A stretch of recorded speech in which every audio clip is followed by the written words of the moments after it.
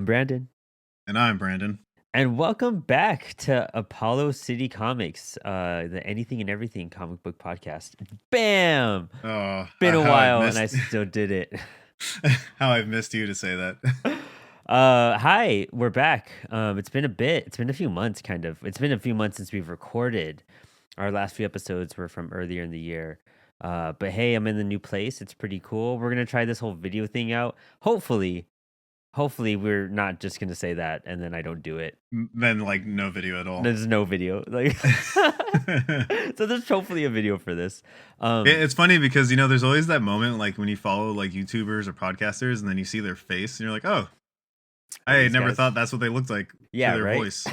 Yeah, and then also like I had to like mirror my Zoom video, so like it's I opposite, guess the so that book's when correct. that way I could show you books and you could read them. If not, it'll flip it and it's like backwards. So like it's throwing me off. So this is all new and fresh at our very unscripted thing. Dude, how are you? How is everything? We are I'm not like we good. don't talk.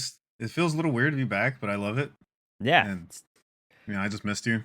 kind of fixing the And vocal cords, like like yeah. do I know anything about comic books? Like, do I know what I'm talking Who about? am I? Why am I here? Well, what's exciting is that we're gonna hang out soon. Yes, we are. Yeah, We are. you're even further away, but we're still gonna see each other. We're gonna see each other for some more Harry Potter fun and excitement, which I'm really excited about in On Philly. the East Coast. Yes, sir. And today, what an episode to come back for too, which is kind of Yeah. sad. But we're gonna talk about Neal Adams and George Perez. Rest in peace, two awesome creators that have impacted the industry, and it's just crazy. Two huge names in a week. Yeah. Um, The thing that I was going to point out that's kind of crazy is that, a lot of creators from the golden age have pretty much been long gone, right? Because these are Yeah. creators from like the 40s, 50s, or 30s and 40s, I should say. yeah. And now we're getting to the point where the Silver Age creators are just getting like older and a lot of them are dying. Like you look at Stan Lee, Steve Ditko, and now Neal Adams, George Perez, Denny O'Neil. That's just to name a few, and those are like some big names, right? Yeah, exactly. Yeah. Yeah, and we're getting to that point where now that Bronze Age, is it called Bronze Age? I always forget. Well, the one after that's Bronze Age. That's like Yeah, the yeah, 80s. Yeah. Yeah, the Bronze Age of creators are getting old too, Yeah. and it's the Silver Age is getting to a point where everybody's just kind of getting older, and one way or another, unfortunately, people are passing. I know, man. Look at Frank Miller. All of us have just keep on thinking that he's on his last year, but he keeps pushing stuff out. Like Yeah, he's starting a new just company. All right. I know. I was like, bro, like, relax a little. You need to. But first, hey, before we dive into this conversation, you can probably snag yourself some awesome probably hardcovers, paperbacks, trades. Coffee and a Comic offers so much on his site. So if you want to try digging for some Neal Adams, George Perez stuff, hit him up. He'll order you some books for sure and make sure they're in your hands and well shipped. And then everything else you get is bagged and boarded and delivered to your house with coffee.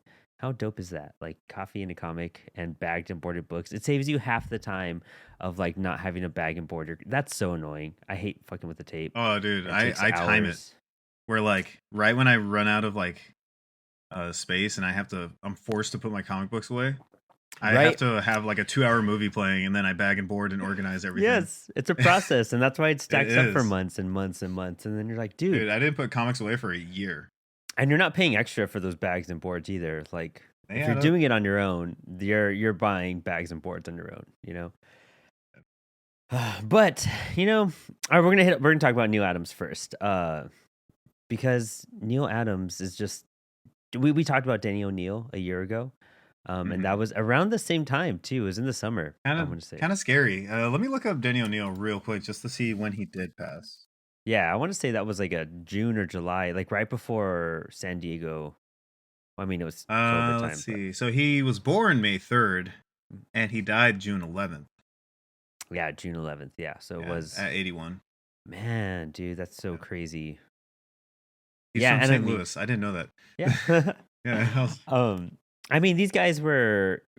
I mean, the question. Oh, not the question. That was Danny O'Neil. I got that mixed up. Green Lantern, Green Arrow. That was like their run, and it's just Mhm. unfortunate we lost both those creators. Together. Like that's a book you're never gonna get signed now. Basically, yeah. But dude, what I mean, I kind of, everyone's gonna have episodes and facts and information, and we'll cover some of that too, just out of why we respect him. But like I wanted to ask you, like, what's your experience with Neal Adams? So Neil Adams to me is what a quintessential Batman costume looks like. Yeah. Um, to date, I mean, there's been some awesome designs. There's been awesome versions of the bat suit, but as a kid, when I think like quintessential Batman outfit, I think the Neil Adams baby blue with the gray and the yellow chest bat symbol. Like that's what Yes. comes to mind for me. Realistically, I like a more armored Batman, I guess you could say, where he Uh-huh. seems a little bit more like heavier and like Yeah. actual plating on the armor. Because realistically, the cloth suit just makes no sense Just no protection sense at wise. all, no matter what. I know But when it's I taking think, that 66 show and just like yeah, ramping it up a little bit, making him um, fill it out. but when I think like a classic Batsuit, I think Neil Adams. I really do. Yeah. I love that shade of blue. I love the how the gray complements it and the really bright yellow. And I think to me that is like exactly like that's what comes to mind when I think like classic Batsuit. Like anytime he reverts back to just the simplified form of the Batsuit, that's what I think of. It's also like the one bat suit we just like never got in a live action. Like they didn't even attempt Yeah, it except for the 66 show. but But like, but that is the suit. Oh, I should have brought my omnibus out. I'll grab it in a second. But that's what I think when I think of Neil Adams. Now, I've had the pleasure of meeting Neil twice, mhm. and not necessarily directly. It was just kind of like a hey, what's up? We didn't talk because, and again, I'm just gonna say it. Like, I'm not here to roast him. I think I love his work, and I think he's an amazing creator. But god damn, when you meet that man, you are losing money. Like I know. I everything. we always our booth at Comic Con with the people I hang out with. It was kind of like right across from Neil Adams' booth, and so we Mhm. see him set up and everything. And every year we'd go and admire that restaurant style menu of, Yeah. look at Neil Adams, $5. Take a picture from afar, $7. Yeah. Like take Dude, a yeah. picture with And then Neil, like 20. if you Like walk by him and try taking a picture of him, people will stop you. yes, yes. Yeah, like Oh, so he actually went to the comic shop I've been going to forever, Mission Comics and Art. uh, He did a signing there. And I remember walking in, and this is when I was like becoming more like acquainted with comics and learning about creators. I walked in, I see this table and this guy sitting there with a Batman tie, and it was like $70 for a bat sketch. And I was like probably 18 or 19. I was like, what the fuck? I was like, why does this cost so much to get a sketch? And then the comic shop owner, he was like, oh, that's Neil Adams. And I was like, oh oh wow. shit, it is. And then he just kind of sat there for a while. I said, hey, what's up? Didn't buy anything because I was a broke, like, Yeah, 18-year-old. kid. Yeah. And then he just left. Like that's the extent of the conversation. I got And to that was talk to kind of him it. like almost every year at Comic Con. Like, and that was my Yeah. first experience. That's cool that you got to meet him so young, because when you meet him young, like it's kind of one of those things when you're older, like I it didn't just hits. realize. Yeah, you Yeah. didn't realize it, and you feel kind of dumb, but like it's even a better I feel like moment an because, asshole. Like, yeah. well, hell no, I ain't buying the $70 sketch. Who do you think Uh, you are, huh? What who do did you you think you are? The contribute? guy that created Batman Odyssey? No. Oh, that's horrible. For anybody who doesn't know, Batman Odyssey is considered like not like the worst Batman story, but everybody kind of was like, why is this happening? Yeah, we'll talk about Neil's later work Hmm. for brief. But yeah, no, Uh, he was a great guy though. He was never like rude or anything. He was awesome to talk to. It's just you had to have money to get anything from him, like and I a mean, simple sketch as a or autograph. I always kind of like misunderstood that, like in a big sense of just, we poke fun of it for sure, Yeah, but when it comes down to like what Neil did in his time, it just makes sense that that's the way he is. Like, and it's not even yeah. to be stingy or Gene Simmons like in the comic He's book. just Yeah, he's a rock legend of comic books. yeah, he's not like greedy in the sense of like Gene Simmons is fucking greedy. Like, you know what I mean? Like Kiss. Well, Gene Simmons isn't he like an asshole? Like, Yeah, he's also an asshole too. Like yeah, Neil, like the what he did for the comic book community and industry was revolutionary. yeah. I mean, for him to like battle comic book publishers for like Hmm. the rights for artists and writers. Yeah. Um, He did. He like spearheaded that, right? yeah, like Yeah, he rescued Superman's creators, yeah. Jay Siegel and Joe Shuster. Um, but because of what was it? I had a note right here about it. For the rights and our rescued Superman's Jewish creators from poverty and campaign for a Holocaust survivor to regain portraits she painted in Auschwitz. Like he's always like he's not even Jewish, and he's like doing stuff for other people, and he's Hmm. doing stuff for people for like who are poor, who had nothing, who have gone through stuff. He also helped Jack Kirby and all those artists get their artwork back from Marvel because Marvel Hmm. was keeping it or shredding it or destroying it, doing all sorts of stuff. Like Yeah. he's seen how artists were mistreated, and we all know like how He, bad Jack Kirby was screwed over in the long run of things, you know. yeah. But he No, did he so oh, much. sorry. Nope, that was it. Oh, yeah. No, I was gonna say, yeah, he's one of those people that like, if it wasn't for him to like have a voice and to fight and kind of advocate for other creators, you kind of think of like where would have gone, because he kind of comes from that legacy, because his earliest work comes as the early as 1962, I think, Hmm. and it's one of those things that like he saw something, he saw potential, and he saw that like work wasn't being preserved, and he saw comics as an art form Yeah, coming from that generation of where it was considered like low end work, you know. yeah, exactly. So he was kind of like a savior and kind of like this person in the background, just like making moves and pissing the right people off, you know, to make something happen to help preserve this art. And that's the thing with him, is that like he was an amazing artist in his prime for sure. I say prime because later work people were kind of hit or miss with it. Mm. But like he was legendary with his artwork and his storytelling, but he was also legendary as like someone for creators' rights. Yeah, Yeah. yeah. He and you know that kind of resonated um, through his his own work. The Green Lantern Green Arrow story is one of those biggest controversial books at the time, Hmm. because the Comics Code Authority that was active at that era, and having the needle with Yeah, my ward. yeah, yeah, what's Yeah, his name, Red Arrow shooting up on the cover and everything Speedy. with yeah, Or Speedy. yeah. So stupid. The other thing too is that no one realizes, we talked about this with the Danny O'Neill episode, was that Neil is part of that renaissance of the Mm, transformation of comic book characters, where yeah. everyone always talks about Frank Miller revolutionizing comics and Watchmen revolutionizing comics, but it's one of those things like those were kind of like the comics to change the industry, but really Neil was the one to start that. He was ahead Hmm. of his time at that time, where Yeah. the very gothic esque approach to Batman and other characters like X-Men he wrote, and Dead Man, and all these like really like Oh, morbid and scary Dead Man. stories. Yeah. He created Phantom Dead Man, didn't he? Stranger. Um, no, I'm not too sure if he created Dead Man. I'm not Well, 100% of that. he revolutionized with Danny O'Neill that like gothic approach, Yeah, and exactly. before, for like maybe 15-20 years before Frank Miller. Yeah, no, yeah. The Yeah. when his Batman was coming out and having a darker look and having the Joker be kind of a serial killer in those stories for the first time, that was the big dark turn for comics, and Hmm. everyone else just, they piggybacked off of that. They got that and they elevated it and they made it more modern, just like, every new generation does. They kind of modernize Hmm. what just came before them. But you're right, because, we had those campy uh Bat stories and all that, like just, Batman 66 style. But then you get stuff like this from Neil Adams. Hmm. Man, dude, that stuff is creepy. It's gorgeous. It's very like almost EC Comics like influenced, I'm sure, because those were early books in the days. Not But just that, he also helped contribute to the mythos by creating characters like Ra's al Ghul. I know my that's his creation. favorite villain, hands down. I've always loved him, and they did him such justice in the animated series with that storyline. Hmm. I've always loved Raish. I even chased down a Raish Al Ghul action figure from the animated series, uh, because I had it as a kid, but I never had it complete. But Hmm. that's all Neil. Like, dude, oh, look at this freaking cover. I don't know Yeah, if I it's can show. crazy. Like It is the- beautiful. he was literally a master at his work. Yeah, yeah.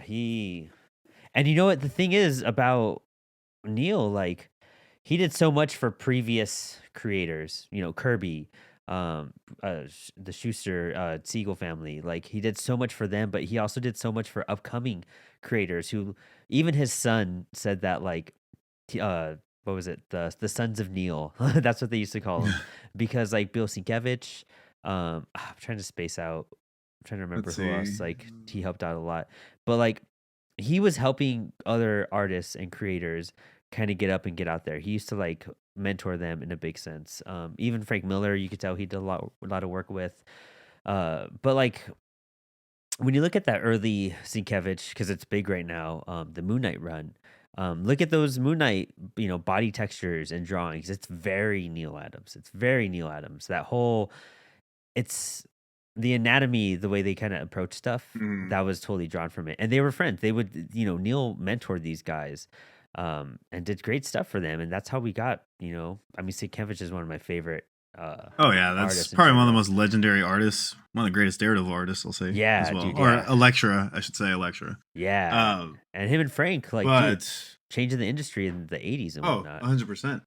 And Neil, in my theory with Neil Adams is he kind of created that style that DC likes to go with, that very like perfect body physique kind of Yeah, style yeah. where muscles are really shiny and defined.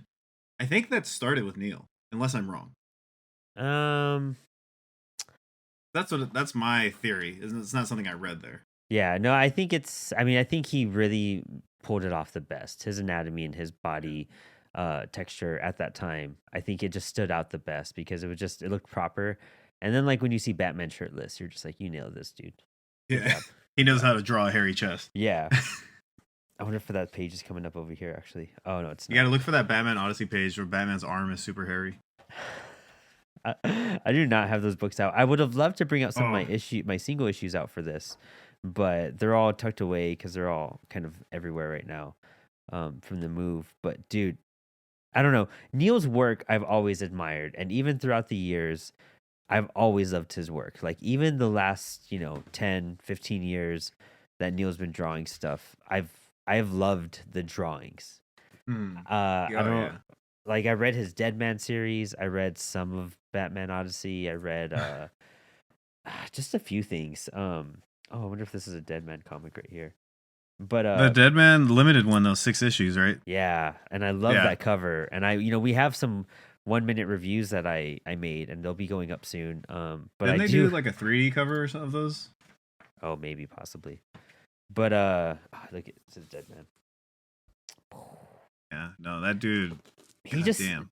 I just hated his writing, especially as he got older. Like it did not make sense to me. He did some Superman stuff. He did Dead Man. He did a bunch of Batman things. He did some Rachel Ghoul things. Mm. And none of it just. I think he even did a Silver Surfer Fantastic Four story. Wasn't And I dig it. Like I dig the art. Really do the enjoy it. writing? But the writing, Well, why? it's kind of that thing that who's that famous director that said he wanted to stop making movies after a certain age? Was it Stanley Kubrick? No, I don't know I that don't fact. remember.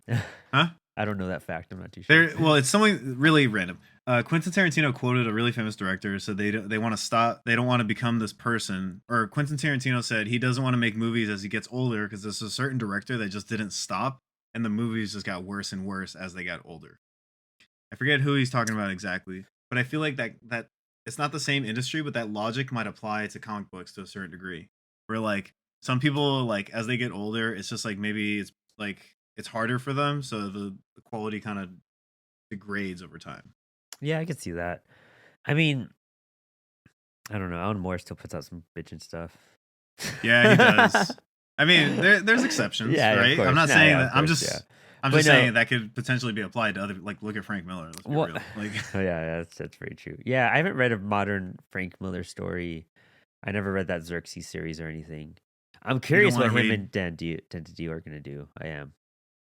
Yeah, I'm just saying. Like, I could see that kind of happening with some people because it's hard. It's really hard to keep on working stuff in your 80s like that, Yeah, yeah, especially and drawing. Frank's style has turned very. It's very different now. Like especially like I don't know if it's so much for like the style he was aiming for because you see it coming to life in Sin City and Dark Knight Returns, but what it's turned into now, I feel like it's more health issue related, and that's why it's become that. Yeah, like I Um, said, it's one of those things. Like, it's hard to say with each person, but but you it's know, like one of those things. It's like Frank, what are you doing? and maybe that's what I'm again not trying to like bash on his later work, but maybe with Neil, that's kind of what happened. It got harder as he got older, and Yeah. it kind of fluctuated because that Dead Man series, people really liked it, the 6 issue one. Oh, really? That's Huh. like it started off okay, and then like people were like okay with it, like. But Yeah, then other yeah. people will talk about his other stuff, and it's just kind of like, Trying to think of what other bat stuff. I did a few of them. I haven't put them out. I mean, maybe they'll be out with this episode as it comes out, so you guys could hear me complain about it. But I have the Dead Man one. I did. Oh, I guess there wasn't that many of them. Oh, it's Superman. What was it? Yeah, the Coming of the Superman, which is a Mhm. shitty name too. Don't put the Coming of the Superman. Like, Yeah, like but it's ridiculous. But no, they that's just a like like, they were just. I mean, the writing wasn't phenomenal, but I mean, I do yeah. love his texture, his style, especially as he got Oh older. yeah, Like it it's got more. iconic. Yeah. That he's probably created some of the most identical Batman covers. Like one Yeah. being issue 251. For anybody who's curious of like how big of an artist that man really was, just look up Batman issue 251. And you look at that and that's a fucking cover that's like on t-shirts, posters, Oh yes. decals. Like that's the one where the Joker comes back. And see, this is let me share my screen real fast. This is it right here, everyone. 251. You've all seen this if you guys are Yeah. watching the That's video. like But been here tell me how many you haven't seen that as a poster in your life. yeah, exactly. That's just like, and that's, I mean, this Joker looks terrifying here too. He Yeah. doesn't look like the Joker you saw, in the issues, before this. Like, this is a transformed Joker. This is a transformed Batman. And I mean, you can't, I mean, doing that in Green Lantern, that Green Lantern run, like we said, like all of everything he did for creators, he also did for a community as a whole, pointing Yeah. out like what the famous line in that book, how Jordan comes to New York, and then there's this black guy that was like, "Hey man, why do you help the yellow people and the purple people and the green people, but then you come back down here and you don't help the black people?" And then he was just like, "Oh damn, Called out. you got me there." And like Hard Yeah. Traveling Heroes is just such a it's a storyline I haven't read all It's of. That is like a collected edition I've always chased though. I want to read it in a nice like absolute or like hardcover. Yeah, Um, it's one of those stories that I've read like the first two issues, I think, mhm. randomly. Um, but it's basically like for when I remember, it was one of the first stories to touch upon like real life things in the Silver Age. Because the Yeah, Silver Age like things got wacky. yeah, it was touching on racism and civil rights and Yeah. all sorts And of so stuff. when that came Drug out, it was like, addiction, teenage yeah, it drug was something addiction. completely different. And like again, Neil was ahead of his time. And like it's artwork that still holds up beautifully today. And that's like in a way how he kicked off being a rock star, like Yeah, I would say that's what so. his most notable work next to Batman, I guess you could say. Yeah, it's one of those things that it's like what you were saying, like you didn't know much about Neil until you started really learning about comics. Yeah, Like exactly. that's another pinnacle part too, is that not a lot of people might realize his impact. We do because we like comics and comic history and we research this stuff, but not the average reader is gonna go back to like Brave and the Bold, where he was first doing work Like, for DC, or yeah, his actual like Brave and the Bold, like from the yeah, early days. or like his Avengers work was some of his first work with Roy Thomas, like, Hmm. and that was the Kree Skrull War, and which is a stupid story, by the way, but He also did X-Men, which I didn't know. he did 2 issues of X Men. So there's a cool story about his early X Men. When he was coming to Marvel, he asked Stan because Stan had seen his DC work and he wanted to get into Marvel and everything and do some of that. Stan asked him, he's like, okay, like what book do you want? Because we want to give you a big book. And Neil was like, well, what's your lowest selling book right now? Stan was like, X Men. He's We're like, gonna let me cancel. We're gonna let me cancel it flip in two this. issues. Yeah, and he was like, "All right, what if you let me do those last 2 issues of X-Men because you're not going to be looking at them very much, are you?" And Stan was like, "Honestly, no. Like we're canceling it. Probably won't even look. Those books won't even look get my Yeah. attention." And Neil was like, "All right, I'll do those." And then Stan's like, "All right, I'll let you do that, but then you have to get on a big book after that, like Avengers." And I think that's how he started doing the Kree Skrull War because he jumped Hmm. into that whole storyline around then.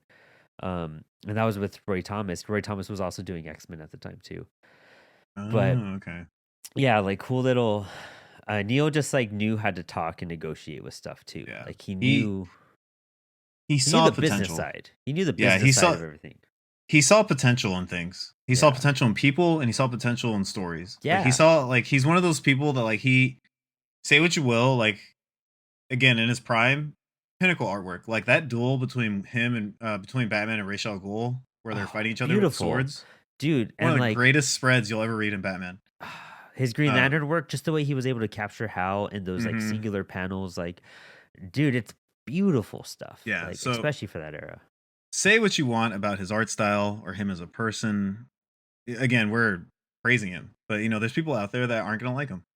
But you can't deny the fact that Neil was the kind of person that he saw potential in books and he saw potential in people and he committed that like to that. Yeah.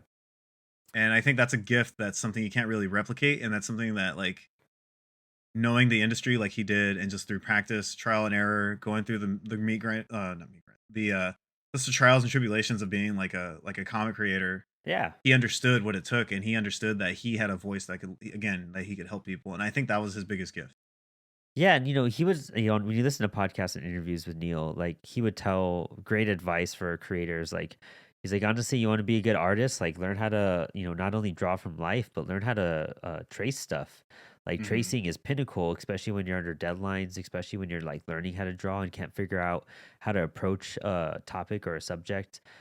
He would get a light box and trace stuff and trace photographs, like Norman Hmm. Rockwell and stuff like that. And he's like, he studied all the other artists and contemporary painters at the time, and he took from that and applied it to his art. That's why his art feels like that, that 50s Norman Rockwell feel at sometimes. And you see like Lee Bermejo, like that's, you could tell that's carried over in that sense. You could tell Lee has traced over photos and studied real life stuff like that, um, because of how his artwork comes out. But Neil was just, he was always very generous. And Hmm. even he did have his greedy little restaurant sign thing, which Yeah, okay. So respect.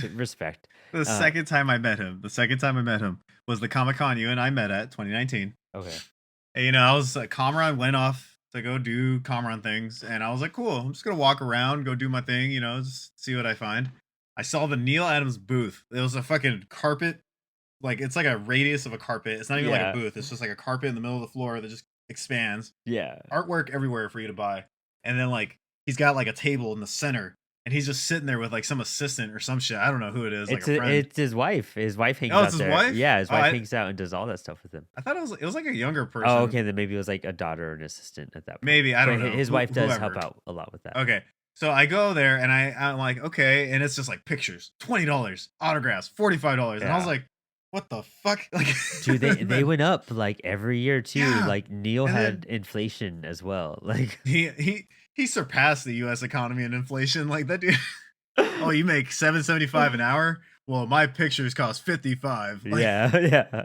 Like but like when I met him again, I was like, okay, this time I know it was like 10 years later. I Yeah. know who Neil Adams is. Let me go say what's up. I wasn't gonna try to haggle. I was just gonna say hello.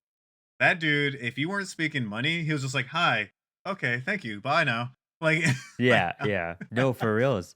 yeah, I uh, When I met it's him, it was just like one of those things. I haggled. I totally haggled. I was wanting a Neil autograph because I have this Bat book that I'll showcase yeah, someday.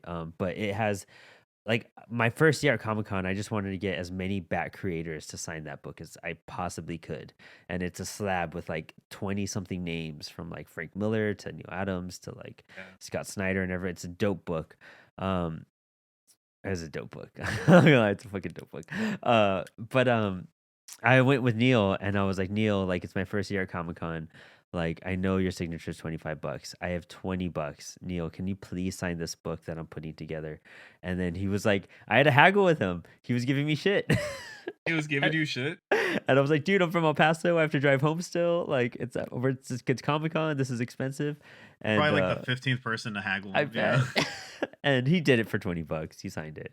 And it's a nice, gorgeous signature. I bought a print from him. It's a Civil War II print from the comic book series Civil War II, and he drew all the characters on it, and they're both clashing and everything.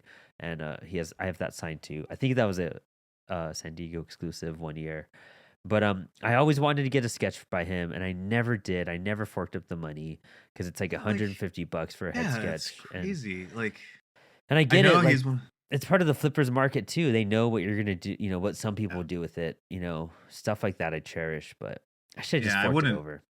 I wouldn't flip a Neil Adams thing. I don't know. I mean, he was allowed to make the price he wanted to. People paid it. That's totally legitimate and fine. Like, but when you're a struggling broke college student, Yeah, it's it's just like, damn it, I kind can't of, do any of this. yeah.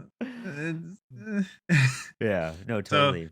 yeah, so when I met him at Comic Con again, I was, he didn't remember me, obviously. So, I just went up and said, "Hey, just I appreciate your work, and I think you're an amazing creator." And he's like, "Oh, thank you," and that was it. That was, I like Yeah, to give my kudos and just say thanks for what you did provided. that's it. Yeah, exactly. Short and sweet. Kind of Like, it. I and just Neil was like that too. He didn't talk much, but my friends know how to get him talking and being all sweet and like buying him Starbucks and everything. I just should have just walked up with a checkbook, uh, Mhm. signing it already as I hand it to him. That's what he wants to see when you walk up. That's Yeah. that's all Neil wants to see. But yeah, he's like, God, it's like, God damn, dude, like so expensive. But whatever. But I mean, overall, like he made a big impact on the industry, and we all Yeah. like admire. And the comics and Batman and all these characters would not be the same. Jack Kirby wouldn't be in.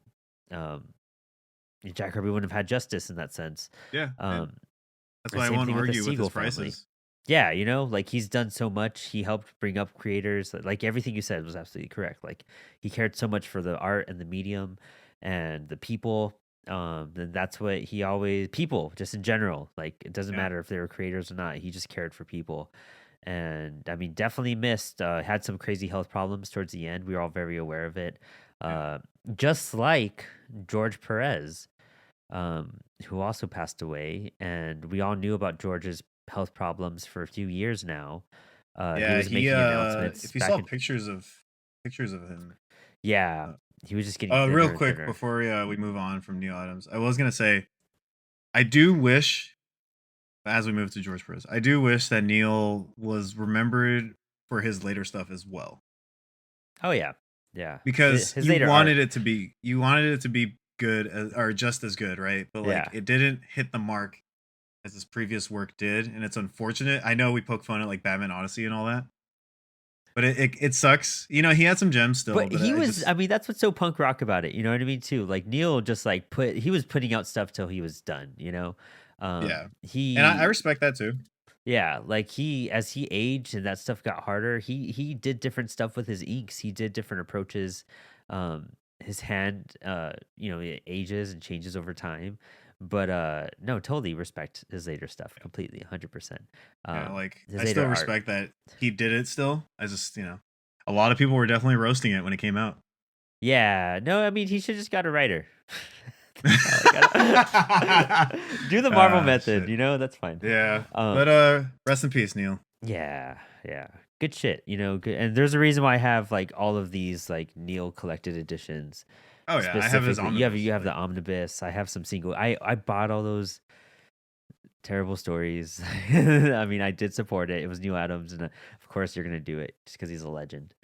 Um, but damn, dude, like George Perez. What's crazy? The dude, contrast between the two. If you look at Neil's work, and Neil has said this multiple times, but N- Neil was a very singular focused like creator in his books. Like it was Batman and like a couple people, like a team. yeah, There was one special guest in every issue, type of thing. Very, you know, single staged, like very small cast in all of his books. He liked it to be very focused on a single character, so you could follow that story.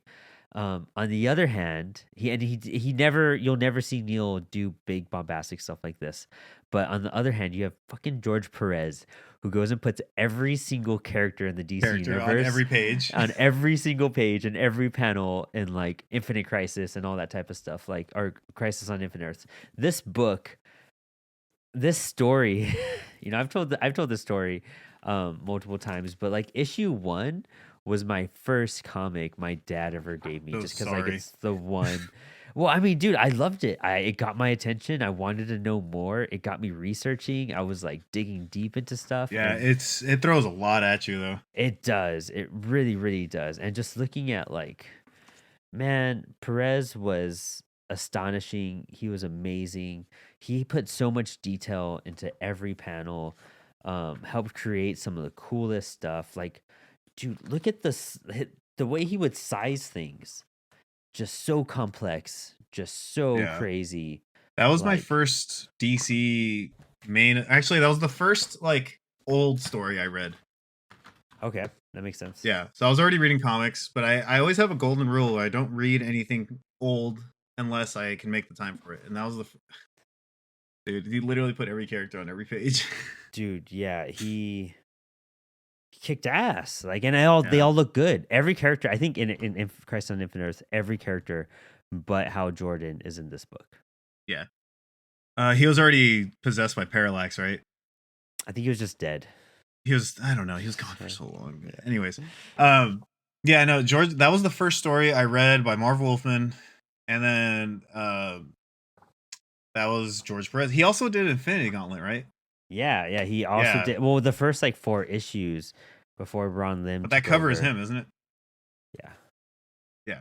So there's a few things to note about George Perez, and I think it's kind of like something nobody really talks about. One being he was a powerhouse of a creator. Jesus Christ, yeah, that man is fucking crazy. The things he Right? drew. I know, it's so epic. No one really talks about George Perez was like one of the only Latin guys in the comic book Yeah, community. it was Puerto Rican, and he came from a Yeah, Puerto Rican family. They were his parents were, um, not refugees, but they were immigrants and everything. Like, fucking god, man. dude, that guy is crazy good. And like no one talks about like, he was one of the like first major Latin people in comics. Yeah, yeah, And I think that's something that should be noted. I think that should be really noted. Like, not many, there yeah. wasn't that many at the time. Especially at that era. You know what I mean? Yeah. Might be a little dark, but And I feel like George Perez, this is again another personal take. I feel like he was the first guy to make like big collaborative books work. he really Like, was. He really was able to tell a bombastic story well. He could really take yeah. the imagination of a writer and be like, what kind of crazy of a comic book event? Like, he helped create a comic book event, Yeah. Like, as we know and kind of love him today. he revolutionized Wonder Woman. That's something a lot of people know him for or Yes. don't know him for. There's that. He made Teen Titans cool, basically. He Yeah. made Titans cool. Him and Marv Wolfman were like the duo back then. Yeah, they were, dude, fucking They him were and on Marv. fire. Yeah, they just got it. Like, they understood like that demographic. They understood like these characters. Granted, the writing's a little dated, like other older comics are. Oh yeah, But it's that's the still, like, unfortunate side effect, it's still readable. Yeah. Yeah, and I mean, it's just Yeah. one of those things. You have to know like what era you're reading a comic from and everything. Dude, every and page I turn is just epic. he wrote and drew Wonder Woman, right? I think he wrote and drew some of it.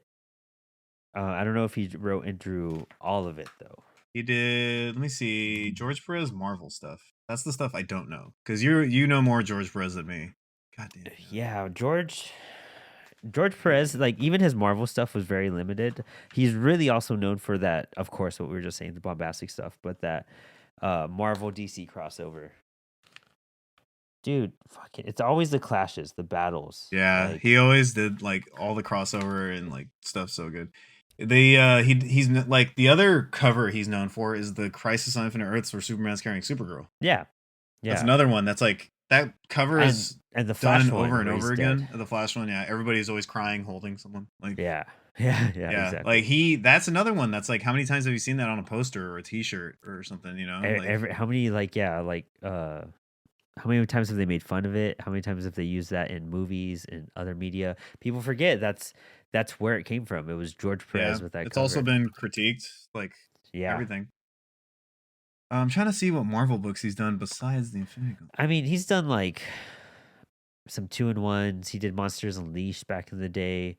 I don't know about what big runs. I know he did a good chunk of Fantastic Four, Hulk, Future Imperfect. Yeah, he's known for his Hulk. I know that. I just read that and I knew that for a while. He did some Moon Knight. He did Moon Knight? Oh wow. Yeah, he's done some Moon Knight. I didn't know that. I did not know that. I didn't know. I just found out. I know he's known for a lot of DC stuff, but as far as Marvel stuff, kinda all over the place. He's done a lot of covers. See, what happened with George too was that during some of his runs, like kind of the work took a while to get done. and Yeah. being under those deadlines and having to do stuff like that did affect him for just a little bit in the industry. I think he had just like done so many big bombastic things because of his prime DC work. That's really what we all Hmm. kind of remember him for. And I mean, Infinity Gauntlet's great, but he did the first 4 issues, not the whole run. Um, oh, he did some Inhumans too, though. Yeah, he did do some Inhumans, but like his DC stuff, like that just cemented how great he was. Like, and you knew Yeah. when you look at the details in ships and design and like just in mountains and the way he would carve stuff out, like there was so much texture to all of it. You just that's what made it work. Like whenever you see George is on a book, you know you're gonna be even if the story is a little whack or whatever, that art's gonna keep you captured. Yeah. Um, He again, he made crossovers and big bombastic battles cool. Like, yeah, they've done them before, but I mean, Crisis on Infinite Earth is the like main event to yeah. be main events, right? That was like the first one to fix everything. And so I think it doesn't I know like in the modern age, like crossovers and big events happen all the time, but they weren't a thing back then. No, no, And they really George weren't. was the one to kind of make that cool. Like, and he did it himself. Did he color his own work? I forget. I don't think so. No, I don't think he No, colored his own that'd be work. too much. But he still drew it all. He drew all those characters. Every character had the same quality and detail as the last page. And he also was one of those people that like with Marv was like no one really talks about this too, but he's one of those people that like you're like in the 1980s, like who the fuck is the Spectre, you know? Like Yeah, yeah, exactly. Yeah. Firestorm. I haven't read a Firestorm book. Who's this guy? You know, like it's one of those things where they helped like show off all these other characters. I'm gonna share my screen real fast and just to kind of emphasize on what you're saying there. Look at some of this stuff, like this Thanos piece. Dude, that detail, like what he was Crazy. doing And they here. didn't have computers to do this back then. This is all hand stuff, you know what I mean? This is That's what I'm skill saying, and dude. talent. Like, man, that's just trippy stuff. Like that's just so dude, the way Thanos is broken up, this Yeah, the whole way these entire panels right section, here has the body going through it. that's just like squares going down and then it turns into his eye. And then that like shapes into like Thanos over here, but that's Yeah. also part of him. That is just so this like artists like Frank Whiteley and all them do this to like a new degree, but this was like unheard of like in comics. Like look at what's going on in here. Like you have Peacemaker, you have Green Arrow. I'm Oh yeah, guessing there that's is Peacemaker. Peacemaker. Yeah, yeah. Yeah, that was super random actually. I know, dude. You George Perez got had Peacemaker Robin. cool before he was. Yeah, dude, like we got some lantern But that's stuff what he going on. did. He had random This characters and everything. panel layout is so fucking sick. Like, look at this centerpiece, and it has the main focus, and then you come back down through here. It's so clean. You don't get lost. Like, that's also Yeah. a prime thing to tell this crazy of a scene without losing the reader, without being like, oh, which panel do I go to now? It's just like, dude, look at this. This is fluid. It's beautiful. Like, you could look at fucking Peacemaker's pants. That's how much detail he puts in it.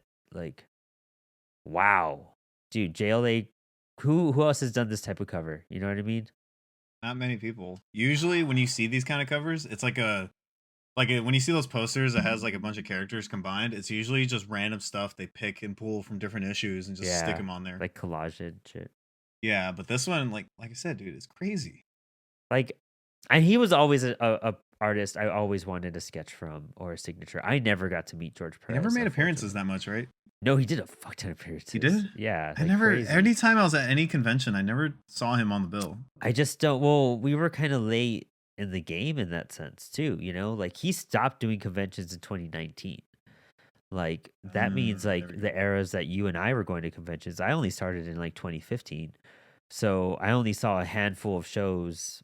Of course, a lot of them were Comic Con and whatnot. And I don't know if I would have seen them or recognized that type of thing that early. I didn't really, Yeah. when we start getting real deep in about names and knowledge and all that, that's all sprawled from the last like 4 years of my life where I've really Hmm. researched. I don't know. Because then, of course, you start off with your primes. I Yeah. just read Grant Morrison and Alan Moore for 5 years. You know what I mean? Like, That was it. that was it. But George, it's again with Neal. Once you do your research, it's not like they were doing modern hot titles. It's not like they were on your pool list because it wasn't our era. It was I knew who he was because of Crisis, but I didn't really attribute him at that point or realize his greatness.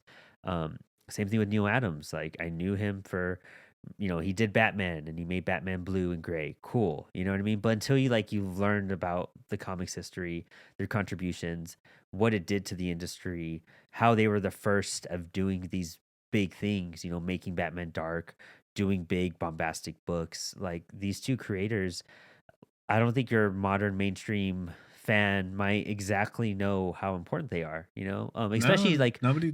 the demographic of our show, like especially like not everybody is like super informed. They might just know a little bit, and Yeah, that's well, not not to just like that. it's just like Uh, they're coming to our show because they want to learn about this stuff, and yeah, that's what I found out like most of it is. And I love pointing that type of stuff out is that like, if I could give you another book to look into, if we can suggest something, that's the cool part, like I want you to go into look into I want to read George Perez's Wonder Woman, I haven't checked that yeah. out before. It's a legendary series. Apparently, I haven't read Yeah. it, but apparently that's like peak Wonder Woman storytelling. Yeah, exactly. Um, the other thing too, I think like in the modern day of comics, there's a lot of people that are kind of burnt out from superhero storytelling. Yeah, that too. Because of Especially the in the modern day. movies and yeah, movies, action figures, clothes, and all that stuff. It's kind of everywhere. Besides, you see it everywhere besides the books. And so a lot of these names kind of get forgotten in history. Like another example is when I was at a con, I saw Marv Wolfman there, and like no one was at his table. Oh wow. Like we went up there, like Cameron and I went up to it and said, "Hey, what's up?" Because it was Marv Wolfman. Like, Yeah, hey, it's the guy that fucking created Blade. I bet you guys didn't even know he created Blade. right? And then, you know what I mean? Like, Yeah, dude. no There's a one. still shout out to a different channel, but Cartoonist Kayfabe goes over that court case, and it's super interesting. Yeah. Um, But it's one of those things where people are burnt out from the superhero genre. So because of that, they're not looking into superhero stuff. And then because of that, they're not looking into the classic superhero stuff. yeah, So these names exactly. kind of get forgotten in history unless you're like a huge history comic nerd. And I mean, a lot of this stuff was still considered. You think of older comics and you just think of funny books, stuff like Yeah. that. You think of different things where it's not the modern. I mean, Snyder and all that type of stuff that's big right now. Jeff Lemire, things like that. That's what people are kind of gravitating towards. I don't know how far back a lot of people enjoy going. Just trying to keep with our modern, weekly pull list is hard for even you and I. So like Oh, yeah. we still. I mean, we always try to make attempts to read older books and go back and learn some history because that's just what we do because we're also writers, so we need to look back at older history stuff, and learn from it and see where things come from. And that's just like it's like we're both musicians. We know how that goes. Like you go back and study classical music and how it impacts like your music today. You go back Hmm. and study early blues and jazz just to see how it's transformed and how it can help you today. It's all the same thing with comics too, but unless you're probably in that field, you might not have that same, drive to be like, oh, I want to go research fucking Brave and the Bold from the Yeah. 70s. Yeah. Like, why is it like, oh, yeah. Like, I want to know totally about like what Batman was like in the 70s. And then, And like New Teen Titans, I could see why people would pass over this book. You know what I mean? Like I'm hyped for it, yeah, but this has like Saturday morning 70s cartoon all over it. vibes. Yeah. Yeah, super vibes. And only like, once you start becoming a fan and whatnot, that's when you'll really want this type of stuff. But yeah, it's not as commercial as some of the other titles out there today. Like Donny Cates. Yeah, of course. Fucking everybody knows who Donny Cates is. Yeah, everybody's like, they use like Venom pages from Donny Cates for like memes now. Really? That's interesting. Yeah, That's yeah. kind I of saw cool. it in a meme, and I was like, oh, I know where that Like came from. even Todd McFarlane is more modern than these creators, And Yeah, Todd, of course, the Todd father's done so much for the industry and continues to like push boundaries. But that's probably way more common to like the majority of people nowadays than George Perez and Neal Adams. people But don't realize too. Like a lot of these people, like George Perez, for instance, created characters that are like on phone cases and all these yeah, T-shirts. Like no one realizes he helped create Deathstroke, that's right, huh? right? Yeah, Like that's very that. true. Like the comic book industry is this thing where the characters are bigger than the creators, and the actual books they like the properties are bigger. Yeah, Like the character of Deathstroke, I've probably seen that guy on like so many random lunchboxes and phone cases and screensavers. everything is the current Same with arc of Ra's al Batman. Ghul. Ra's al Ghul is like on random shit too, but no one talks about how George Perez helped create Deathstroke or Yeah, how Neal and Adams helped create Ra's al Ghul. Or like That's how some true. people didn't even know that Marv Wolfman created Blade. Like, Yeah, no, that's very true. it's And those are all very hot names and very hot titles right now, like those are hot names that are like you won't even need to read the book. Like the character itself is just. yeah. I think, yeah, I think it's like these are moments where we don't realize like these people are important to the industry, and it's unfortunate that they pass. But we should also remember their legacy and respect what they have brought to that with that legacy. Yeah. I think we said the same thing about Denny O'Neil. We were kind of realizing it. We're like, has anybody really read this question run? Because it's fucking Yeah, no, that's phenomenal. right. Like, Because Casey was the only one that's like, "Yo, dude, that question run is sick." yeah, dude, yeah. Like, and it's one of my favorite. Like that. I mean, just to sidetrack a little bit to Denny O'Neil, but that question run, um, man, it was one of the first comics that ever made me cry. Like, hands down. Like, I was at work and I bawled it a little bit. I haven't Good read shit. it, but I need to. So good. I know, but they're gonna do an omnibus of it soon. And I'm Oh, I fucking didn't know gonna that. buy that. Like Oh Dennis yeah. Cowan and all that. It's fucking so good. But yeah, I don't know. We just wanted to really, I wish I could have got to meet George Perez. I've always wanted to, always, always, always wanted to, and Yeah. I would be delighted. I would have been so excited, like his Hawaiian shirt, like the way his vibes, Oh, and he always did wear one, didn't he? yeah, exactly. And when Yeah. he announced that he was going to cut down on cons back in 2019, it was kind of funny because his list of like final cons he was going to was like a couple generic, like I think it was like New York Comic Con, something Mm-hmm. else like maybe Baltimore, and then like Dragon Con, and then I forgot what con it was, but it was something in Vegas. It was some like porn con. And I was He just was like, fucking there. George. Yeah, yeah. That's like, he was What like, the I'm, hell? I'm just hitting up my final favorite ones that have always treated me great. And I was like, part of it. It was just like a bunch of geeky comic book stuff and some like adult like convention and whatnot. And I was like, fuck yeah, George. Kick So ass. random. Doing sketches like while being at some porn con. It's so random. But yeah, no, I mean, both these guys have changed how we appreciate comics, man. Like, Mm-hmm. not knowing I had a George Perez comic in my hands for the first time, and then realizing it years later as I learned about the stuff was just mind blowing, and I'll always have like a big place in my heart because of that. And Neal Adams, I mean, just what he did for Batman and created some of my favorite villains and did crazy cool stuff. Like, always, and what he did, as you learn for being a creator and how important creator rights are, like it's so heavy and impactful, and we're so lucky to have had them and have them Yeah. influence so many other great creators out there now. Yeah, and I think it goes without saying their legacy will continue on. Yeah, They are immortalized in more than one way, with whether it be their creators or how some creators. I think Neil Adams is somehow in the Batman universe. I know Denny O'Neil is because they have a O'Neil Street in Gotham. they've had the Adam Street and whatnot, like Denny Okay, or O'Neill and Adams and whatnot. Yeah, just like there's and, Morrison. Yeah, same thing with like Perez. I mean, the biggest film franchise ever is a product of one of George Perez's work. yeah, Like Endgame is based off Infinity or Infinity War or whatever the first fucking movie's called. yeah, And Endgame. yeah, What was the first exactly. movie called? I think Infinity. It is Infinity War, right? I think so. Yeah, I don't Yeah, remember and actually. Endgame. Like that is a product of something that George Perez worked on. Yeah, And that's literally the highest grossing film of all time in the world. So I think it goes without saying that they are immortalized in more ways than one. I think George Perez is on the credits of those movies too. yeah, they all are for sure, and even in the Yeah. So Batman Begins, like George Perez is credited there and all that. yeah. So these are people that are forever remembered, immortalized, whether we know it or not. Yeah, yeah, And I exactly. think their legacy will continue on, and they'll continue to touch others. And I think comic book creators, comic book readers owe a thank you to them. Definitely. It's a shame. But they were old in age, and we all kind of saw this coming, and it's part of life, and we're just happy that we got to be part of that, like in a small way, and Mhm. just be lucky enough to know about it and admire it. And I can't wait for more people to go and look up some cool work by them, and just like learn some comic book history. Like, Yeah, just go learn about what Neil Adams did for everybody. Like, that will just exactly. blow your mind. Um Good shit Yeah, overall. But dude, I don't know. That's kind of it for me on these two guys. Cool that we got to talk about them. yeah. We haven't talked about creators in a bit. I just It's more reason for me to go out there and read some stuff, and more reasons for everybody else to go check out their work. Yeah, I want to go read some like George Perez, like Wonder Woman now. I'm really hyped for that, to be Yeah, honest. I need to buy like an omnibus. Yeah, yeah, they have cool collected editions of it now. Yeah, Um, good stuff. Well, dude, good little comeback episode, and yeah. thanks for hanging. Thanks for having me.